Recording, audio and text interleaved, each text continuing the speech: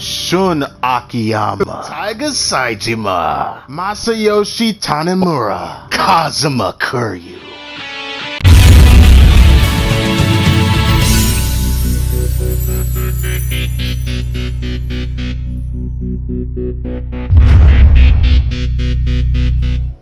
Sup everybody, my name is Crytek Bomb, and welcome to the final episode of Yakuza 4. I'm thinking about how I want to go about this. This is going to be interesting. If anything really good goes around, then maybe I'll put my voice in it and do like I did for Tanemura's episode, but for the most part, as usual, I am going to be fast forwarding these. But I made a mistake on the Saejima episode. Apparently I missed a revelation, I found out, so I'm going to show that first. I feel bad not doing this for the Saejima episode. I completely forgot that he had another one. I didn't even realize he had another one until after the Tanemura episode went up. I am sorry for that. This will not be a full KIRYU episode because I really want to show this. This is the last one that Saejima has, and I guess Saejima making another appearance. But this was another revelation I forgot about that is actually new. So let's do this. KIRYU.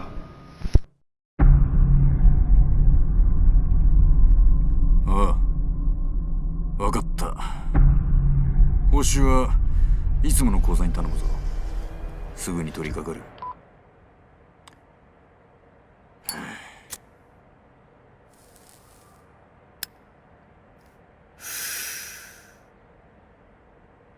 さてと。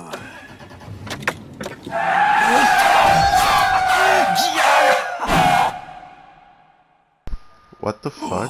How did that even happen?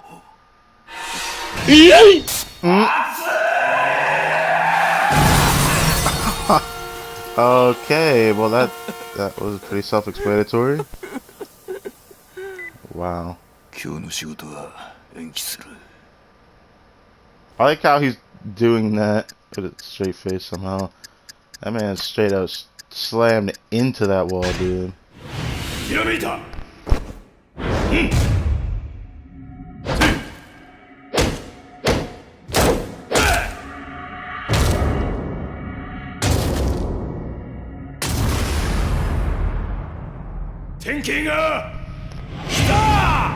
God damn, that carving though.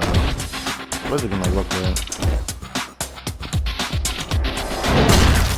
Oh, talk about insult to injury. Jesus, that's a brutal one right there. Holy mess. But who knows, that might come in handy for this man in the near future. We got a bell ringing sculpture. Learn the essence of bell ringing. And that was it for that. Sorry about that. Now, back to business. We got some revelations out of the way. We have done all of them in this game as of now. And all there's left is sub-stories. Now, KIRYU has a sub-story just like Akiyama and Tanemura do, where they have to go to Club Jewel and Club Shine, talk to freaking hostesses and get questions answered. You know how long that freaking process takes? I freaking hate doing it. I'll debate whether I wanted to explain that or not. It's a very dubious sub-story I really do not like because it takes so much time. Every time I go to a hostess club, it takes me 5 to 10 minutes to do because I have to talk to 2 different ladies individually. Well, Akiyama's was a little bit longer because he had 3 different ladies to talk to. But I think I rest my case here. Anyways, I guess how we're gonna do this, I'm gonna do it after I do all the other sub-stories in the episode, and that's pretty much it. I hope you guys enjoy this video, man. I don't like taking so long to put these up because I usually had a little bit of a schedule going for these. If I couldn't do it one day after, then I do it the day after that when I can't get an upload out, and I always make sure to do that. But with these, they're kind of sporadic, so I'm kind of sorry for that. This is kind of a way I wanted to do it. I hope you guys enjoy. Nonetheless, let's do this. This sub-story was nothing special. This man would not let me leave for some goddamn reason, because he's a fucking bitch and can't do this shit himself. He even faked an injury to make me do this shit. All he did was make me get Kiryu, and that was pretty much it for that sub-story. Into our next one, we have a very interesting one about people around Komoto talking about some masked or suited man in yellow having superpowers, beating up evildoers and stuff. Well, eventually this man had problems and said, I'm out of gas, I need curry. So I had to go to the freaking store over here and just get him some curry, and then he whooped some ass. So yeah, this story was pretty interesting. I enjoyed it though, and I gotta say, that was amazing, and that was it for that sub-story. And now we get into more interesting stuff. This was a sub-story I didn't touch, but I did say in an episode I did talk to Yuya the moment Kiryu's story started. Well, this sub-story was more or less about an employee at the club, since Yuya got a new job as management, like actual manager at the club other than Kazuki. This man over here was being a little too soft on some of his men that he was working with. This man caused a customer to have such a big bill that he couldn't pay off, and this man not taking up for it, and Yuya being too soft on him for some reason. So Kiryu's here to save the day. So eventually everything worked out because Yuya ended up getting, you know, tough with him and telling him you gotta do this right, alright. The kid was kind of a lost cause. I don't know how he managed to get a job back, but to be honest, it's whatever. That was it for that sub-story. And now into our next one, which is a very interesting one actually. Back in Yakuza Kiwami 2, we had a sub-story like this. And if you guys know what I'm talking about another impersonation sub-story. But it's not the same impersonator from before. This sub-story right here was a different person impersonating Kiryu, slandering his name across the streets of Komoto, which is pretty bad. And apparently had like this blog online that would tell exactly where he's at and the shit that he'd be doing to people in those areas and whatnot. So I had to go to all those locations until I eventually came to a closing stop and finally found the man in the Champion District. Things went down from there as it always does. This obviously wasn't the same Kiryu Kazuma that I expected him to be, but in either case of the word, it was still enjoyable to whoop his ass. I have to say, this sub-story was amazing. So yeah, it was pretty much it for that sub-story. Alright, this is a continuation of a sub-story I could not avoid when I was playing as Kiryu in his storyline actually. So remember this one kid that was talking about wanting to make instant ramen just like the Kyushu #1 star place, and he wanted to get his confirmation from the chef here, and he didn't want it because freaking ramen don't work like that, or instant ramen in that case. It doesn't really matter. This sub-story is different because this man's apprentice, the chef's apprentice from Kyushu 1 star, he wanted to be able to open his own shop, but the chief won't let him. So the whole point of this sub-story is that this man needed to find his own calling before he can get his chief to acknowledge him. So the whole point of this is that I needed to get this man to pretty much be able to make his own instant ramen just as good as the Kyushu 1 star's place. And this sub-story of course worked out with a cinch. This was actually pretty enjoyable, even though I solely was not enjoying it at first, but the very end was quite satisfying, so I guess it worked out on its own. So whatever the case may be, that was it for this sub-story. Alright, here we got a little bit of an interesting sub-story right here. This girl right here is Saya, Date-san's daughter. Yet again, she is here for another sub-story in another game. The whole point of this sub-story is that Saya has been doing a good job with her life. She has a boyfriend. They've been thinking about getting married, but Date-san has no idea who this man is. So the whole point of this sub-story is for her to introduce him to Date-san. Well, apparently, while they were out waiting to, meet each other, this man is not here. He hasn't been here for a long time. So Kiryu's on the case to find out where he is. This guy's name, by the way, is Minoru. And we end up finding him by the Millennium Tower in a bind with trying to help a bunch of people out. Like one person trying to find their mother, this little girl. A woman got her purse stolen, the casualness. And the guy who lost his freaking contact lenses on the freaking ground. So yeah, it was a pretty silly sub story, I feel like, just because it seems like this man was just in quite the bind here. But there was nothing much to it. The whole point of this was for him to get with the girl Saya.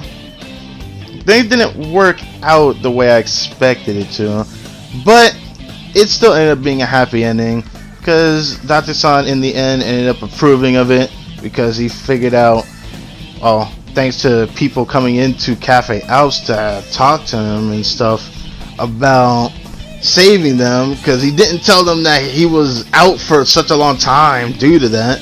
If he knew that originally, he probably would have approved it sooner, but it just took a while. But anyway, guys, that was pretty much it for that sub-story. Now, into our next one. This one is a bit of an interesting one, actually. This dates back to Yakuza Kiwami 2 with the color gangs. I don't remember them very well, and I hate to say that given the stature that these guys had in Yakuza Kiwami 2. Back then, it was toward the end of the story when things got kind of crazy with the sub-stories and such, and the games just being everywhere. And we need to know why the hell they were around, but I didn't get the idea that there would be a sub-story with you guys. The whole point of the sub-story that all these guys that I beat the hell out of before changed their lives around and wanted to talk to me. But of course, being KIRYU, he doesn't remember them because of course we beat the shit out of them beforehand. And apparently one of them did not want to change, given it's the blue colored game. Now I always come across a Komuracho with KIRYU. Nobody else, literally the blue colored games. So of course, what went down is I had to beat their ass, and then they finally changed their image. So it's whatever. That was pretty much it for this sub-story. Now, if I'm going to be honest, I did not like this sub-story. This sub-story also had a special cutscene. So, yeah, this one was very interesting. In that regard, I don't know where to begin with this one.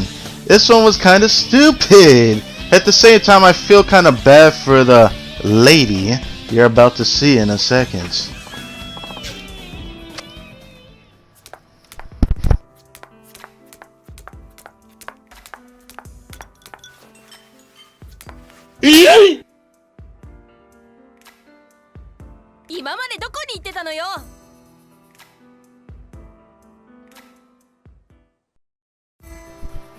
What the fuck? Who the hell are you? Apparently, this sub-story is judged upon this lady accusing me of somebody that she's never freaking seen before. She judged me for her old boyfriend that walked out on her in her life, and and that was, I don't understand it. I understand it, and I feel bad for her because I've said this already. She didn't know what happened to the man until after he beat up some punks in an office that apparently she thought me and KIRYU knew, but you know, whatever. The problem here was that this man named Yusaku, this man said he had cancer. He walked out on her because he knew he wasn't going to be able to live, and he couldn't live with himself telling her that he was just going to be gone out of her life out of nowhere if they continued to live together. So he went out of her life so that she didn't have to know. But she ended up finding out anyways in the near future, I guess so. So yeah, that was pretty much it for this sub-story, and I did not fucking like it. But I will say we did comfort her, so that works in that regard, I guess. Now, I'm going to be a little brief with this sub-story. Apparently, this is a sub-story that dates back to Yakuza 3, which I barely touched on it as you are seeing this video up at the day that this goes up. So, that being said, apparently this man's name is Kotaro, and he was in the sub-story of an area that I haven't been to since Yakuza 3. I was kind of thrown into it when I was playing it during the main story, I didn't really go along with it until like off recording, so I don't remember it too well. But I will say the whole point of this sub story with this man Kotaro is trying to get a job, and he's struggling to get one because everybody keeps firing him because he's trying too hard, or at least that's what it seems like to everybody, which is kind of stupid. But it's mostly because this man isn't polite and is always getting into fights because people are retarded in that regard. I don't know what to say, honestly. That's it for this sub story. Okay, this sub story right here was another Yakuza 3 exclusive type of sub story that happened in Yakuza 3.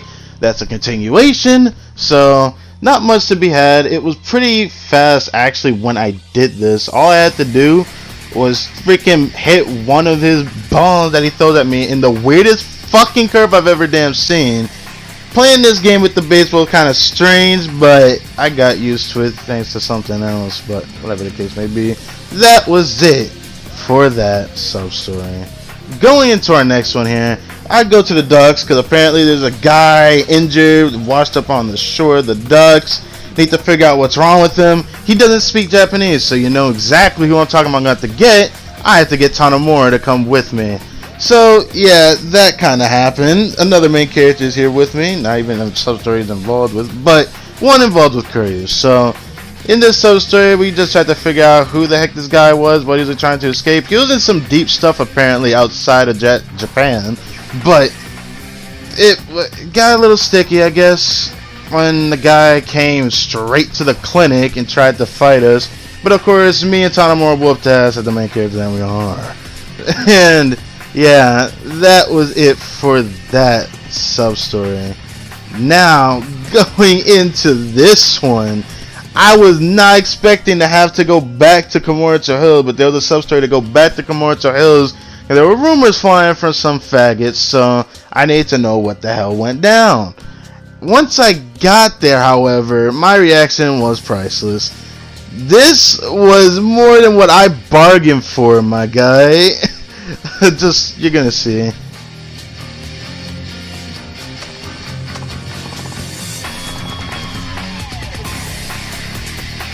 How in God's earth have you gotten this fucking huge?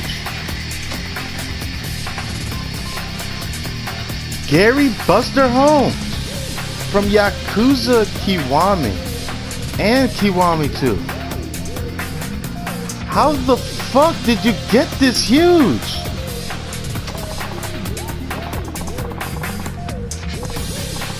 In the Majima family now?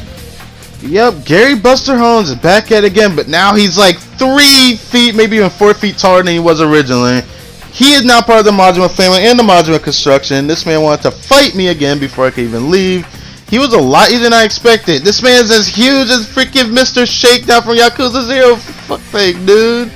Like, come on. I expected it much harder, but whatever. That was it for that sub-story.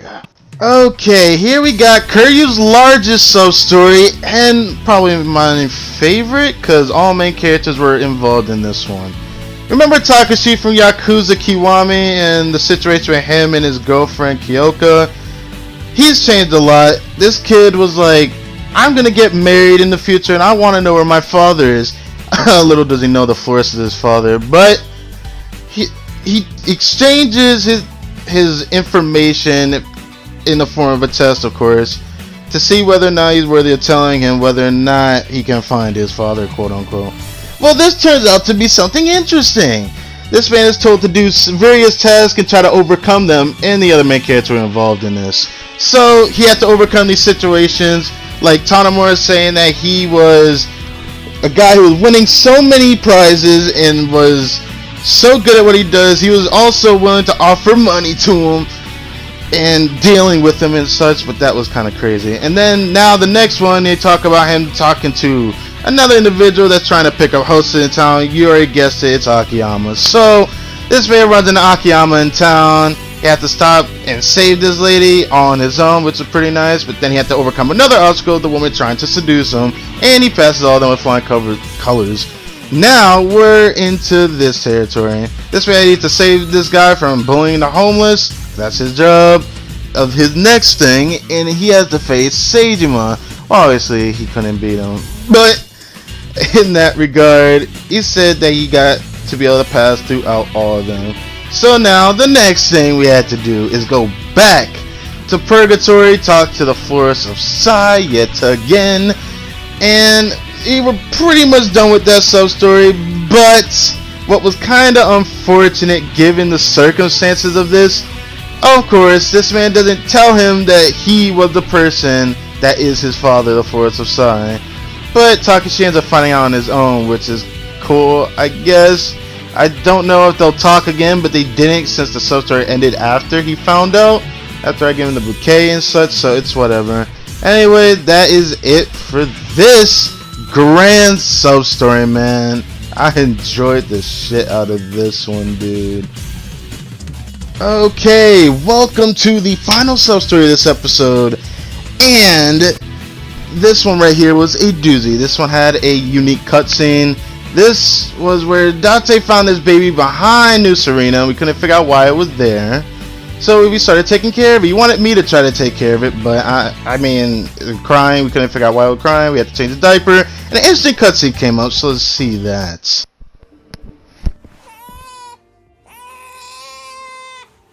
どれ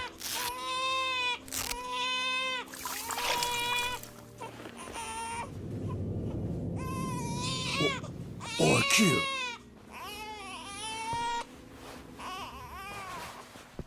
元気なやつだな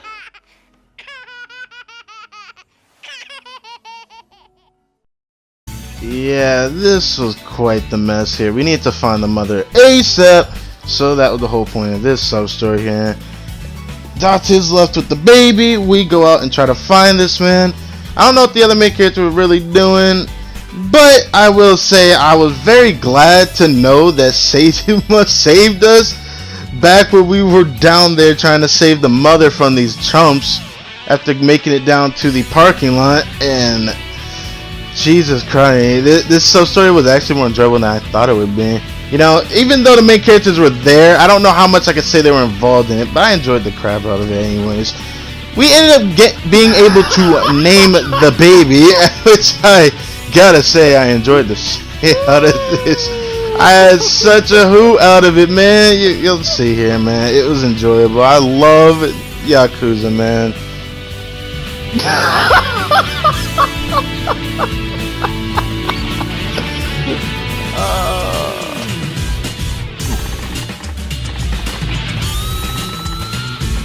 Yeah.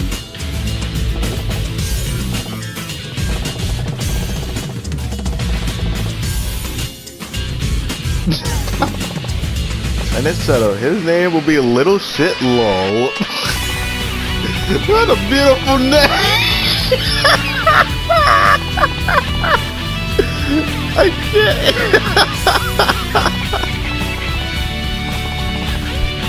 What a freaking sub-story. I enjoyed that. Thank you guys for watching this video. I hope you guys enjoyed. This is the final episode of Yakuza 4. I just can't wait, man, for the next series. I hope you guys are ready for another dubious journey down the road. And it's going to be a long one just like this one was. Well, the main character, that is. But I cannot wait to post when the Amon video goes up, and I will do that after the end of the Yakuza 5 playthrough. So, I hope you guys enjoyed this series. I enjoyed this through and through. I didn't expect this episode to be this enjoyable. All main characters were mostly a part of some of KIRYU's sub-stories, which I did not expect. Holy crap, man. I hope you guys enjoy it. I will catch you guys later. And that's it for the final sub-story of KIRYU's arc. All that's left is what's considered the secret towards this game's finale. And we're not gonna put that up until next time. Oh yeah. Okay, you're worthy of the title KIRYU ga Gotoku, because Ryuga Kotoku means like a dragon. This episode, I'm not gonna end it just yet. After I get this reward. Okay. We just got a limbo. Whatever that is.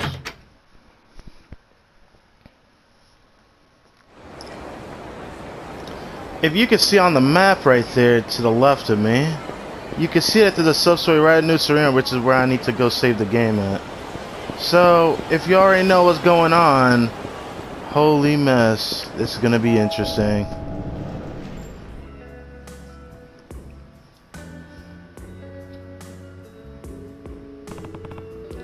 How's it going? You guys certainly look quite at home.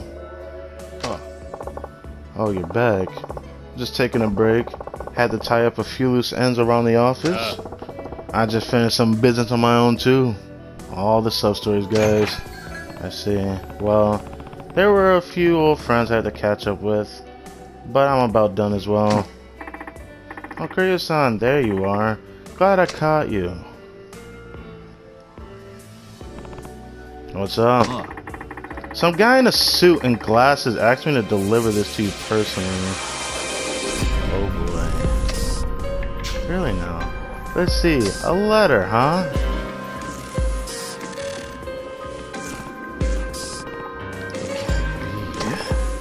What is it? Aman. He's back. Aman? The hell is that? An extremely skilled and deadly assassin. He's been on my tail for a few years now. Maybe more like 20 plus.